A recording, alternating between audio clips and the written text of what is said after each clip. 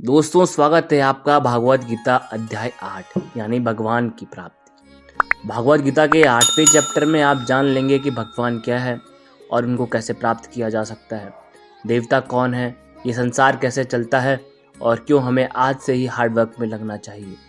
अर्जुन बोले, हे कृष्ण, यह परम ब्रह्म क्या है, अध्यात्म क्या है, कर्म क्या है, ये संसार क्या है और ये देवता कौन है, इस संसार का फैसला कौन करता है और कोई यौगिक आपको कैसे पहचानता है। श्री कृष्ण बोले, ब्रह्म परम अक्षर है, अध्यात्म जीवों का स्वरूप है, कर्म भूतकाल का एक ऐसा त्याग है जिससे वर्तमान में परिणाम उत्पन्न होते हैं। हमेशा उत्पन्न और अंत होने वाले का नाम संसार है। जिनको शास्त्रों में परम पुरुष बताया गया है वही देवता हैं।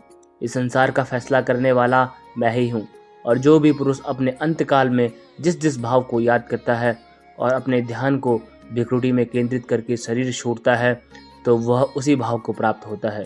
इसलिए मेरा स्मरण करने वाले सदैव मेरे पास ही आते हैं। इसलिए अर्जुन, तू भी मुझ में ही ध्यान रखकर युद्ध कर, जिससे कि तू मुझे ही प्राप्त होगा। जो लोग हमेशा मुझे याद करते रहते हैं वह बहुत आसानी से मेरे पास आ जाते हैं, और जो मेरे पास आ जाता है उसके दुख और मृत्यु चक्र समाप्त हो जाते हैं। ब्रह्मा का एक दिन 1000 युगों का होता है और एक रात भी 1000 युगों की होती है। ब्रह्मा के दिन की सुबह में संपूर्ण संसार का निर्माण होता है और रात के आरंभ में ही वह संसार फिर से ब्रह्मा में समा जाता है, और हर दिन ऐसा ही चक्कर चलता रहता है।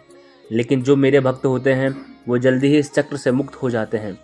अर्जुन, अब मैं तुम्हें वह 2 रास्ते बताऊंगा जिनसे होते हुए ये लोग या तो परम गति को प्राप्त होते हैं या फिर इस संसार में वापस आ जाते हैं।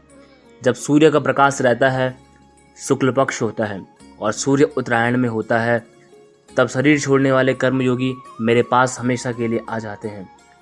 जब रात्रि होती है, कृष्ण पक्ष होता है और सूर्य दक्षिणायन में होता है, उस वक्त कर्मयोगी शरीर त्याग कर परलोक में बहुत समय तक तरह तरह के आनंद सुख भोग करके वापस जन्म लेते हैं।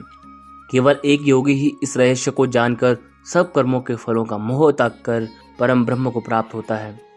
दोस्तों, इसका आप आजकल की लाइफ के लिए इस तरह से मीनिंग निकाल सकते हो। कोई भी वो मंजिल जिस पर आप हमेशा के लिए अपना नाम दुनिया के सामने लिखना चाहते हो, उसके लिए आपको बहुत हार्ड वर्क करना पड़ेगा। क्योंकि जैसा श्री कृष्ण ने बताया है कि ये संसार का चक्र बहुत बड़ा है और लोग आते और जाते रहते हैं। लेकिन जिन लोगों को अपनी लाइफ में कुछ ऐसा करना होता है जिसकी वजह से उनका नाम हमेशा के लिए दुनिया में हो जाए, उन लोगों को ज्ञान योगी और कर्मयोगी बनना पड़ेगा। ब्रह्मा का जो एक दिन है उसका मतलब है कि ये यूनिवर्स बहुत पहले से है और बहुत आगे तक चलेगा, और इंसान की लाइफ उस यूनिवर्स के सामने बहुत छोटी है।